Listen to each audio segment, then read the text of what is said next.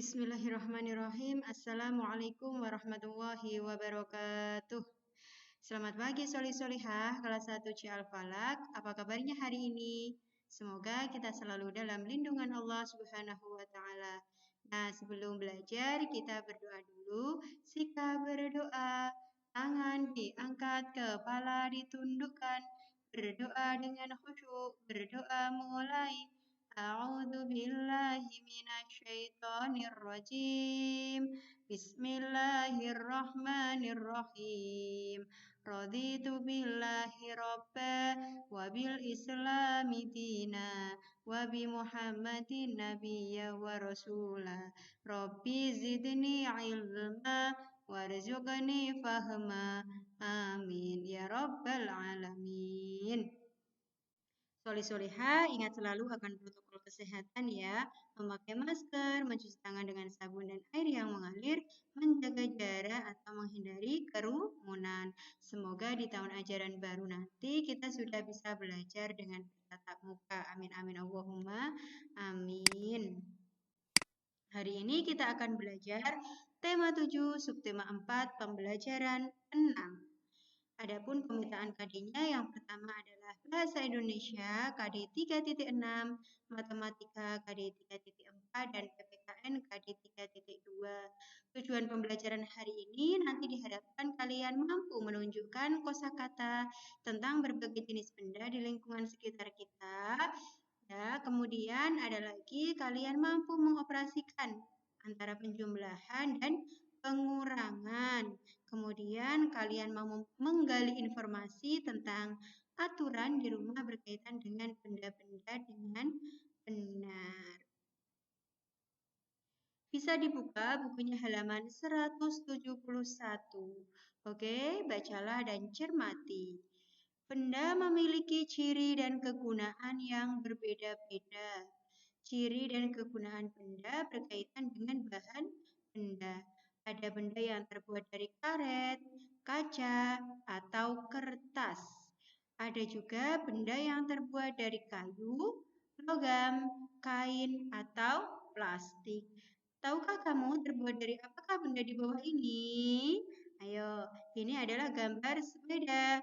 Nah, di sini biasanya sepeda yang kalian naiki setiap harinya itu terbuat dari logam ya. Kemudian ada campurannya plastik yaitu terletak di tempat duduk atau saddle ya. Kemudian untuk ban rodanya itu terbuat dari karet ya. Namun untuk sepeda itu berbagai macam ya bahan utamanya, ada yang terbuat dari aluminium ya, kemudian ada yang dari besi, ada yang dari logam. Nah, bermacam-macam. Sekarang kalian amati halaman 172. Oke, di sini ada botol, ada buku, ada penghapus. Nah, coba kalian isi di bawahnya itu adalah bahan terbuat dari bahan apakah benda tersebut? Nah, di sini ada botol yang pertama ya. Botol air minum yang biasanya dijual di berbagai tempat pembelanjaan itu ada yang terbuat dari plastik, kebanyakan plastik sekarang ya. Ada yang dari botol kaca ya. Nah, di sini boleh kalian tulis plastik atau kaca. Kemudian ada buku. Nah, buku ini terbuat dari kertas ya. Sementara kertasnya itu bahan dasarnya sebenarnya adalah kayu. Oke, kemudian ada penghapus. Nah, penghapus di sini untuk penghapus yang pensil, penghapus pensil yang biasa kita gunakan itu terbuat dari karet. Namun untuk penghapus papan tulis itu terbuat dari kain dan dicampur dengan plastik. Oke, boleh kalian tulis karet ya. Itu untuk yang setip atau penghapus pensil. Kemudian yang penghapus papan tulis itu biasanya kain dan plastik. Di sini ada cangkir. Nah, cangkir juga ada dua macam ya. Ada yang terbuat dari kaca, ada juga yang terbuat dari plastik ya. Kemudian ada panci. Nah, panci biasanya terbuat dari aluminium, logam ya, atau stainless biasanya. Nah, di sini boleh kalian tulis ya. Ya, logam boleh, aluminium boleh. Kemudian selimut. Selimut itu dari kain ya.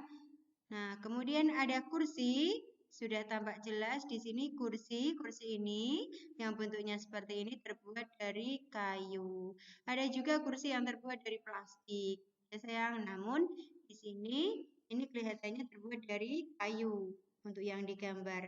Kemudian untuk wajan hampir sama dengan panci ya, terbuat dari logam atau aluminium. Dulu wajan juga terbuat dari besi ya, tapi karena terlalu berat, nah sekarang kebanyakan menggunakan aluminium. Nah, sekarang ada pertanyaan, mengapa jendela terbuat dari kaca?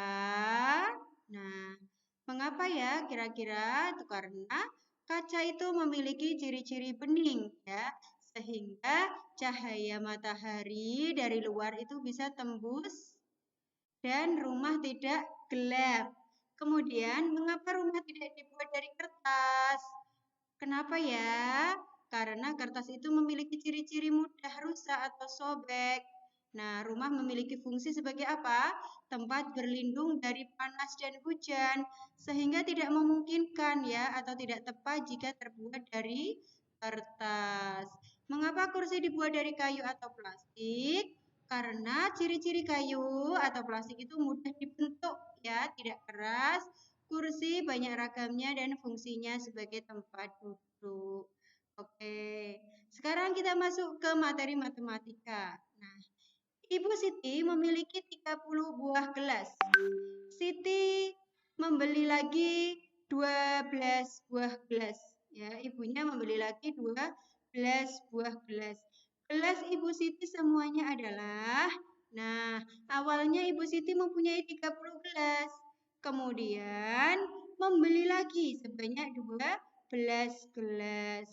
Gelas Ibu Siti semuanya adalah, nah, kalau ada soal cerita seperti ini, awalnya 30 kemudian membeli lagi. Ingat-ingat, membeli lagi itu berarti ditambah atau dikurang? Ditambah ya. Berarti 30 ditambah 12 seperti cara yang kemarin, satuan ditambah satuan atau angka yang belakang ditambah angka yang belakang, yang depan ditambah yang depan, puluhan ditambah puluhan.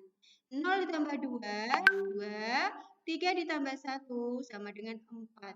Jadi, gelas Ibu Siti semuanya itu adalah gelas yang semula 30 ditambah yang membeli lagi 12.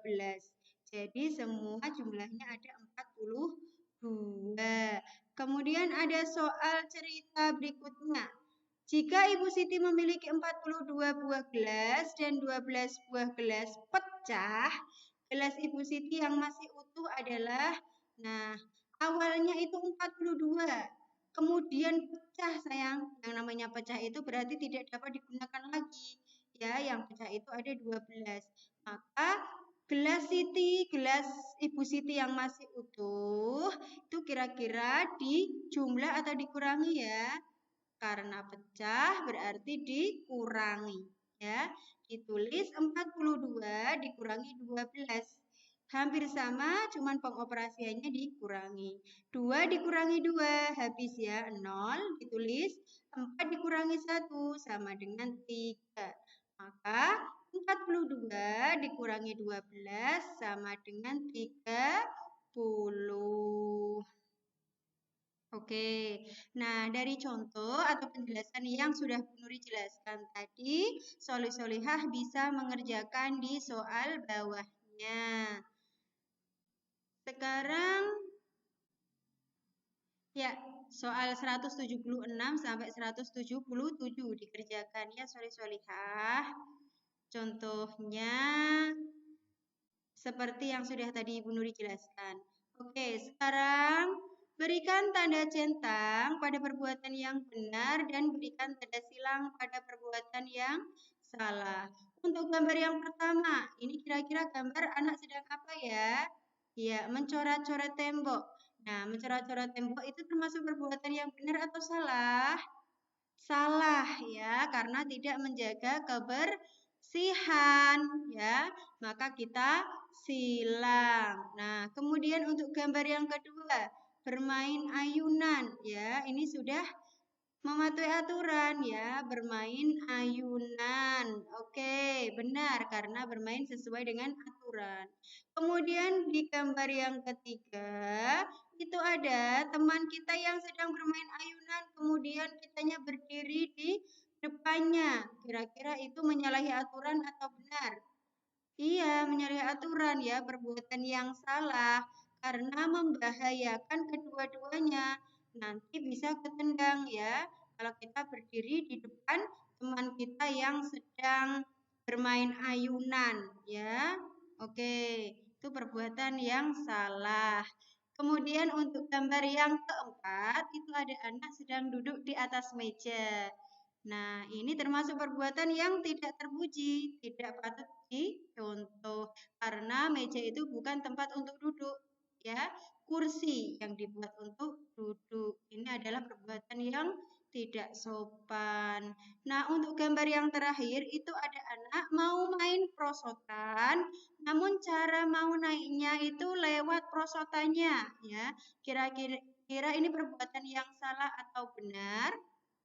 Nah, ini termasuk perbuatan yang salah. Harusnya naiknya lewat tangga, ya, tangga yang ada di belakang, kemudian baru prosot dari atas ke bawah. Itu menyalahi aturan atau perbuatan yang salah.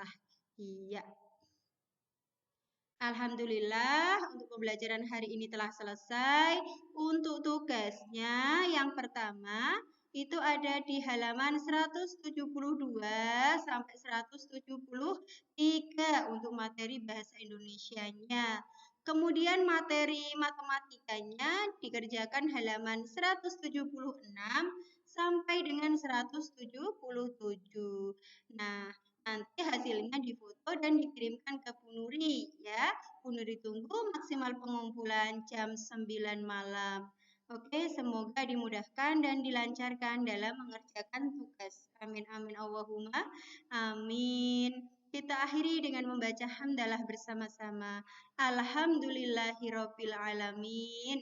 Sekian dari Bu Nuri, kurang lebihnya mohon maaf. Assalamualaikum warahmatullahi wabarakatuh.